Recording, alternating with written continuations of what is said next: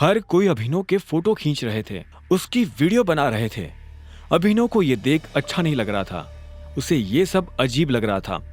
वो यहाँ से निकल जाना चाहता था, पर इससे पहले कि वो निकल पाता, इतने में पीछे से आवाज आई। क्या हो रहा है यहाँ? ये कोई मछली बाजार नहीं है, एक रेप्यूटेड होटल है।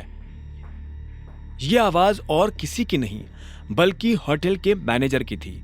तुम्हारी हिम्मत कैसे हुई हमारे वीआईपी कस्टमर के ऊपर हाथ उठाने की? क्योंकि इस आदमी ने हम लोगों को परेशान किया।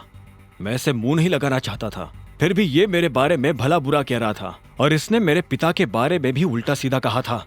बस इतनी सी बात पे तुमने इनके साथ इतना कुछ कर दिया। अभी के अभी माफी मांगो। मैं इससे माफी मांगू? इससे कहो कि ये मुझसे माफी मांगे। चुपचाप माफी मांग। तू जानता नहीं मैं कौन हूं। बिना माफी मांगे मैं तुझे इस होटल से बाहर भी नहीं निकलने दूंगा, उस आदमी ने कहा जिसे अभिनव ने मारा था। मामला बिगड़ता जा रहा था। अब इससे पहले की बात आगे बढ़ती, चाहत बीच में आई और बोली, एक्चुअली गलती अभिनव की नहीं है, इस आदमी की है। इसने मुझे छेड़ने की कोशिश की। यह मुझसे गलत तरीके से बात कर रहा था। मैं और अभिनव साथ में लंच पर आए थे, पर यह आदमी। चाहत ने सारी बात मैनेजर और आसपास खड़े लोगों को बता दी। मैनेजर ने पलटकर उस लड़के को देखा और बोला, क्या यह सही है? उस लड़के ने कोई जवाब नहीं दिया। ऐसे में मैनेजर फिर से चाहत की तरफ पलटा और बोला, जो भी हो मैडम, पर इससे माफी तो मांगनी ही पड़ेगी। अभिनव समझ गया था कि मैनेजर उससे ऐसे क्यों बात कर रहा था। असल में वो अभिनव को उसके कपड़ों से जज कर रहा था। जब अभिनव को लगा कि उसके पास और कोई रास्ता नहीं है, तो उसने अपनी जेब से अकरम का कार्ड निकाला और मैनेजर की तरफ बढ़ाते हुए बोला, तुम्हें पता है मुझे ये कार्ड किसने दिया है? इस पर लिखा नाम पढ़ लो, उसके बाद तुम्हें समझ में आ जाएगा कि निष्पक्ष फैसला कैसे किया जाता है। हाँ, यह सही कह रहा है। भीड़ में से किसी ने अभिनव की बात का समर्थन करते हुए कहा। मैनेजर ने अभिनव से कार्ड लिया और उसे ध्यान से देखने लगा। जैसे उसने कार्ड पर लिखा नाम पढ़ा तो उसकी आंखें फटी की फटी रह गई। जब अभिनव ने देखा कि मैनेजर के पास कुछ भी कहने को नहीं बचा है, तो उसने उस लड़के की तरफ देखकर कहा, और तू लड़कियों से बात करने से पहले अपनी मां के पास जा और उनसे सीख के लड़कियों की इज्जत कैसे की जाती है। इतना कहते ही अभिनव ने चाहत को अपने साथ लिया और वहां से निकल गया। दोनों गाड़ी में आकर बैठ गए थे, लेकिन कोई किसी से बात नहीं कर रहा था। इधर चाहत भी बार बार उसे देख रही थी और जब उससे रहा नहीं गया तो उसने पूछा, तुम ठीक हो? हाँ सॉरी, मैंने तुम्हारा मूड और तुम्हारा लंच दोनों खराब कर दिए। तुम चाहो तो हम कहीं और चलकर खा सकते हैं। ठीक है, मुझे कोई दिक्कत नहीं, मैं पूरे दिन फ्री हूं। अभिनव ने उसकी बात सुनी और गाड़ी दूसरे होटल की तरफ मोड़ दी। कुछ देर के बाद उसने गाड़ी एक होटल के बाहर लगा दी। चाहत नीचे उतरी और उस होटल की तरफ देखने लगी।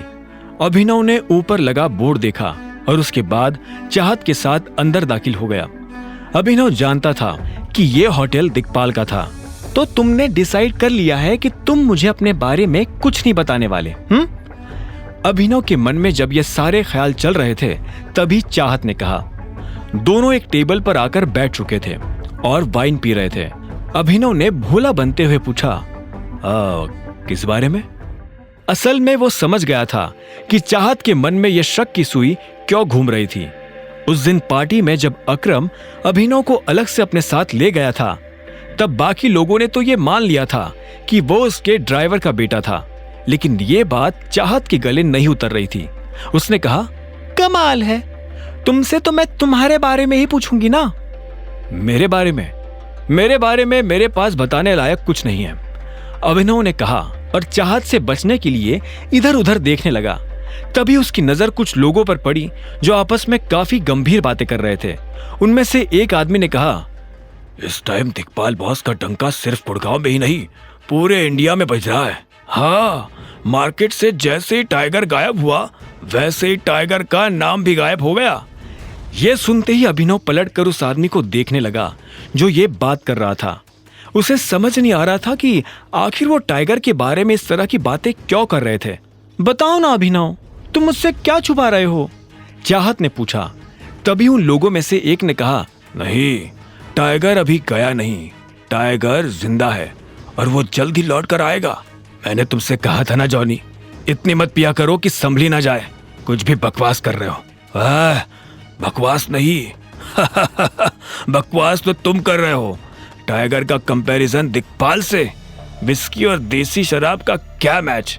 मैं कह रहा हूं टाइगर जिंदा है and he will return soon.